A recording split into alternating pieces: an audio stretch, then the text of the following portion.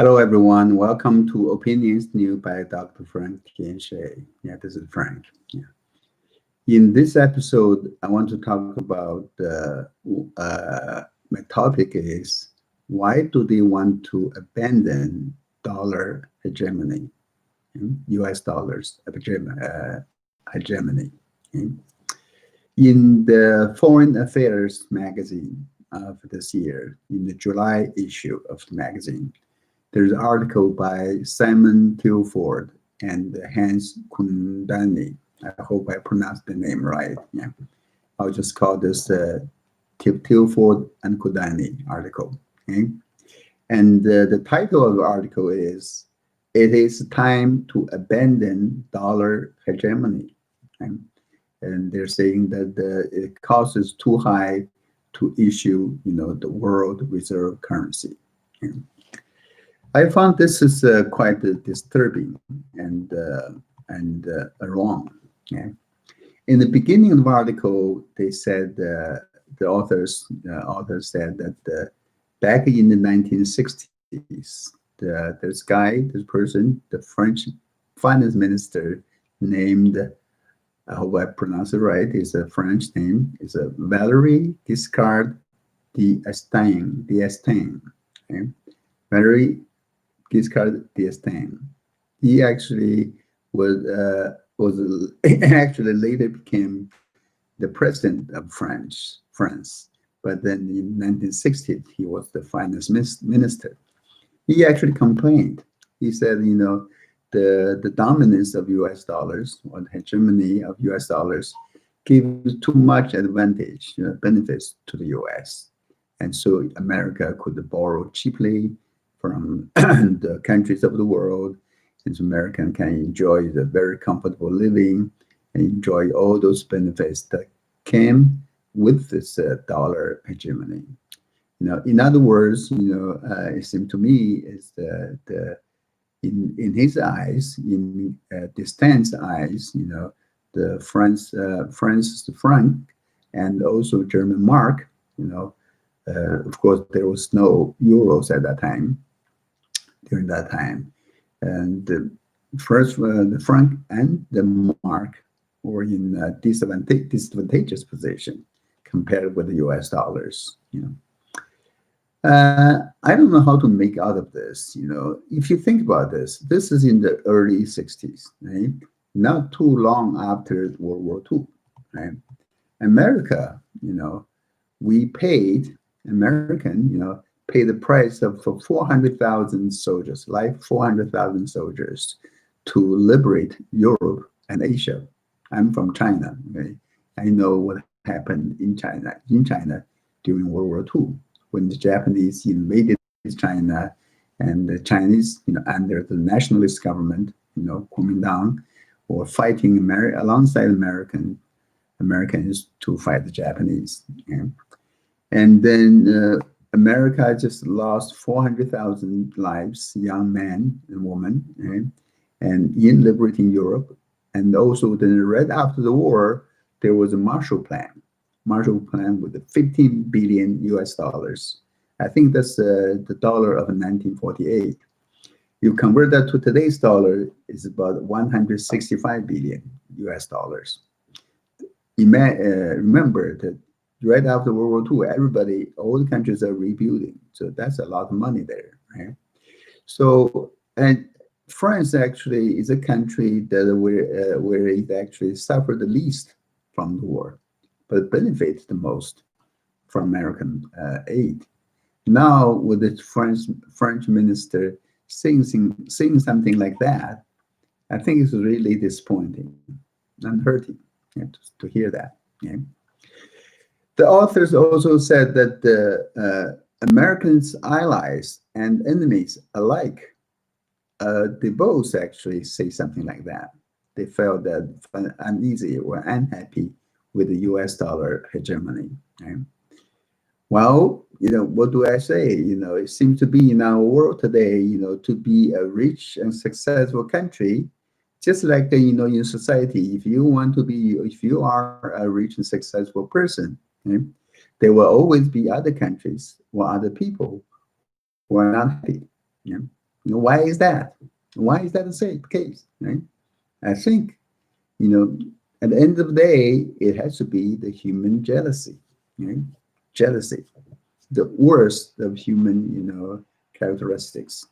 That's uh, that's at play. You simply cannot tolerate when you see the grass is greener in your neighbor's yard. Okay? The authors also believe that the excessive advantage or benefits of U.S. dollars, right, and is also tied to the burden of being the dominant currency, because U.S. is shouldering or bearing the pressure from U.S. competitiveness in trade and employment, right? This is because share of U.S. economy, in the worldwide economy, total world economy is shrinking, and then this pressure of trade competitiveness and employment is becoming bigger and bigger. That's in the theory, and this is actually somewhat correct, right? Yeah. But also, the author felt that the benefits of a strong, dominant U.S. dollars or hegemony, the benefit for that, having this dominating currency, is lies only mostly to finance industries, finance institutions, and big companies, big corporations. And the cost of that is more likely to be borne by the working class.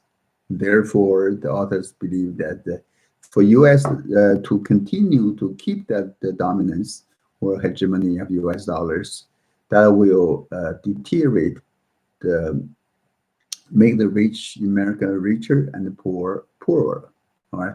And also enhance or increase the polarization of U.S. politics. It seems to me this is exactly the view and the viewpoints of the left in American society. Right? If you look at this leftist view on the society, we can see it actually, it has these footings, in socialism and communism and Marxism, right? In the Marxism, they were talking about the surplus values, right? They were talking about the bourgeois and the capitalist, right? And because the capitalist has the means of productions, and then the working class or the poor did not have, and therefore they were benefit differently from that. Right? This is actually, so wrong and so ridiculous. As someone from communist China, and I got my, undergraduate education and some graduate education from China, a communist state, and now I'm studying business, in America and teaching business in America. I found this is so ridiculous and so wrong, right? In our world today, we are denouncing socialism and communism. And this really, there's no room for those kind of views or to flourish in this country. Right? In this country, or in this world today, in our society, in this world today, the US dollar's hegemony or dominance is not necessary. On the contrast, is very necessary and need to be strengthened. Okay? Who is one the most likely to demand or to hope that the U.S. dollar become weakened? Right? In this world today, in our world today, it's not the former French president Disdain. It's rather is the Chinese communist, right? The Chinese communist and the communist elite. The regime is really, the only one that's really hoping to see a weakened U.S. dollar. Right? The Chinese government, the elite, Chinese leaders, they actually love, they have envy, they're jealous about U.S. dollars dominance, right? They want to weaken U.S. dollars. They want to attack U.S. dollars. They even hope in their dreams to replace US dollars, yeah, and put forth their currency of RMB, renminbi. Okay? These authors also believe that the US hegemony is not foreordained, okay, foreordained, okay. Well, he also says that many analysts are also warned that China, okay, look at this, China, not the big major powers, for economic and strategic reasons, could abandon dollars and go for other currencies as it is reserve currency. Okay? This is wrong. No doubt, this is absolutely wrong. Right? The hegemony of U.S. dollars is because of the rise of America, right? And the rise of America is exactly foreordained by history, by heavenly mandates, seem to me. Because in America, we maintained our founding forefathers' principles in setting up this country, right? And therefore, America could become, turn to become the most powerful nation on earth, after World War One and World War Two, right? With the strong economy, with the dominance of U.S. economy, and then comes this U.S. dollar hegemony, the dominance of U.S. dollar, U.S. currency, right? China, would never, give up U.S. dollars. They love U.S. dollars. They're the party that loves US dollars the most. Yeah. Even though China may say that they may threaten, they say on surface that they want to give up US dollars. No, they don't. It's because even when they say that, it's because they couldn't get US dollars. They could not earn the US dollars through trade, through surplus, right? Because they couldn't get it, under the current US-China relationship and trade war, and they may have this sour grape, psychology, and start to denounce U.S. dollars. Okay? Also, the authors also recognize that the demand recognize, acknowledge that global demand for U.S. dollar is still strong. It is strong, right?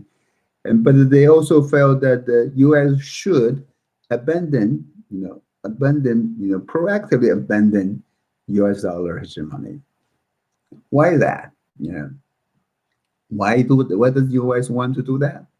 Because if you give up, abandon the dominance, being the dominant issuer of the dominant currency in the world, and because it just costs you too much politically, economically, right?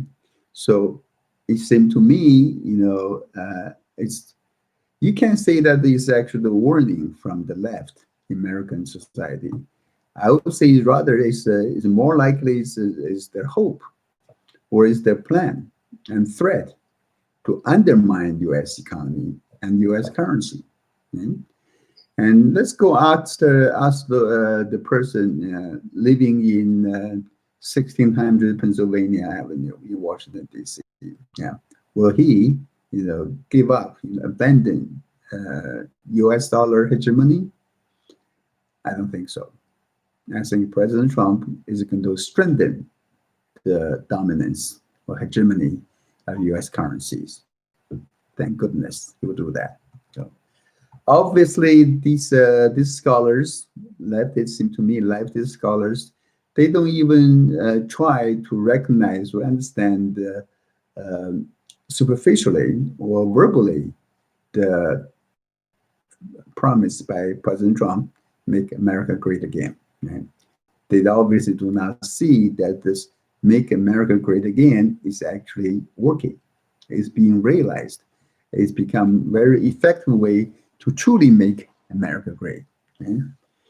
The authors also complain about the U.S. promises, U.S. withdrawal from the multilateral or global obligations or problem. Well, the reason that the U.S. is pulling out of UNESCO, right, and human rights, UN Human Rights Organization, and even potentially World Trade Organization and World Health Organization. Right? It's because the U.S. is actually is working to clean up the influence and control of Chinese Communist Party and the evil forces of Chinese Communist Party. And once the evil forces cleaned up, I believe the U.S. government and together with other countries, good countries on earth, will reconvene or rejoin those organizations. Yeah. As soon as we have the bad players out, the good players, responsible good players, could rejoin the club and let the club run again. Okay? And also, why does the U.S. want to withdraw its forces from Germany, or asking the European unions or asking NATO countries to increase their military spending? And it seems to me this is also America's effort in trying to defeat or eliminate or to mitigate Chinese communist threat, right? And also to clean up or eradicate global communism. Okay? The trade policy of the Trump administration seemed to me contrary to what the scholars were hoping. Is actually strengthening the U.S. dollar's dominance in global market. Right? The trade deficit of U.S. American trade deficit is being cut or eliminated systematically, especially the U.S. trade deficit with China, the single largest one, right? Almost 350 billion US dollars annually before the trade war started. Right? I guess the scholars from the left seem to be because of their staunch stance against Trump, they really do not see or they chose to oversee the amazing achievement of the U.S. economy before the pandemic hits. Right? And now with their so pessimistic speculation is regrettable. Yeah.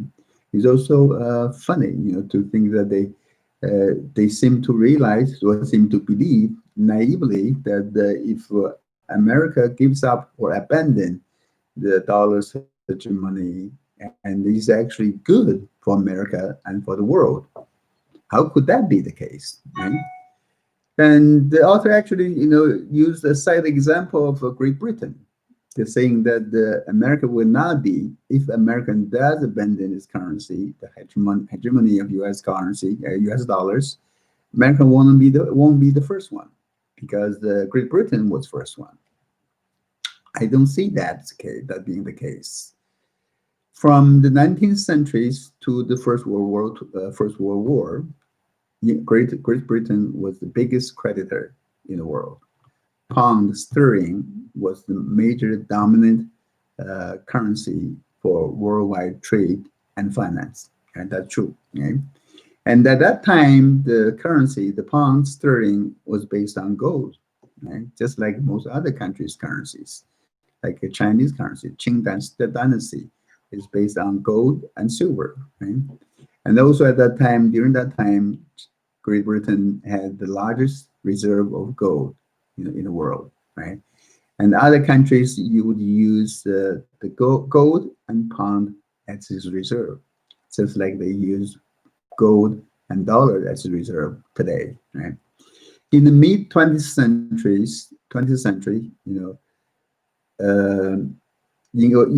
British economy and trade and export started to decline, right?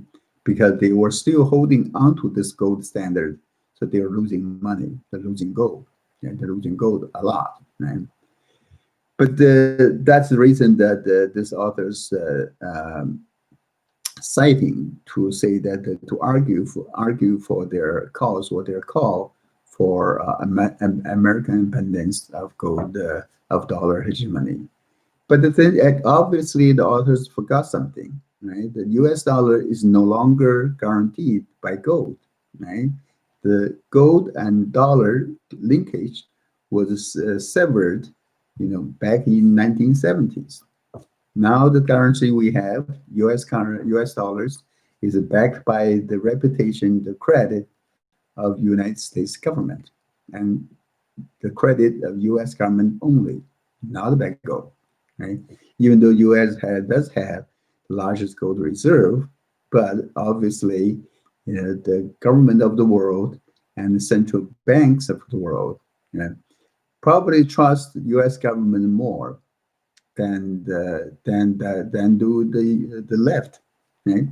And they also actually put their trust in a dollar, U.S. dollars, without the backing of gold. Okay? And also, moreover, the U.S., Great Britain was not, abandoning, voluntarily the dominance of its pound sterling. They didn't. Great Britain actually, gave up the dominance, passively because the U.S. took over the dominance, right? But at least, when pound sterling was given up, right, as a dominant currency of the world, the hegemony of the world currency is taken over by someone who is credible, has the power, and has the good face, good reputation. That's America, right? And the dollar has a hegemony, right? Now, the American government should not. I don't believe America should voluntarily give up or abandon to the U.S. dollar's hegemony, because if the U.S. indeed abandon this dominance in the world market, give up the dollar's hegemony, who is going to try to take it over? A country that has no credit, no power, and is also holding an evil doctrine, the common Chinese communist. Okay? And I found this lamentable that the authors actually suggested something new, a new currency, a basket of currencies, as a substitute of U.S. dollars as dominant, currency of the world, or the reserve currency of the world. You know what they suggested? They suggest that China, U.S., and European Union, in that order, China, U.S., and European Union, form a new alliance using a basket of currencies, making dollar just one of them, and then the Chinese RMB as one of them too, right? And to form this new currency to replace U.S. dollar, right? And it could be based on the special drawing rights of IMF, International Monetary Fund, right? And let the IMF to manage this new world currency, right? Or form a new institution to manage that. How wonderful, You know what that is like? Yeah. You know how much resemblance it has to the human fate commonality that's dreamed upon by the Chinese communists. I think it's called the human. Let me double check that. What's the English translation for this Chinese communist propaganda? Okay. I think the community with a shared future of mankind. Oh yeah, community with a shared future for mankind. Yeah, that's what the Chinese communists trying to build in this world. You know what that means, right? By a communist government, yeah, a community with a shared future for mankind. That's communism. That is communism. So what these authors are suggesting is to have something, almost just like what Chinese Communist government is proposing, to have a community with a shared future for mankind, a communism future. Right? Wonderful. Right? I think there is a war. Of course, maybe the authors could also, almost, I think can help. I'll say I can help to say that they could also suggest that this community with a shared future for mankind could have all its currency, this new currency that replaces that's supposed to replace U.S. dollars, should have its headquarters, in Beijing. And the first governor of this institution that manages this new currency should be appointed by the Chinese Communists. Okay? Because after all, they list China as the first one in the three-body governance country. Okay?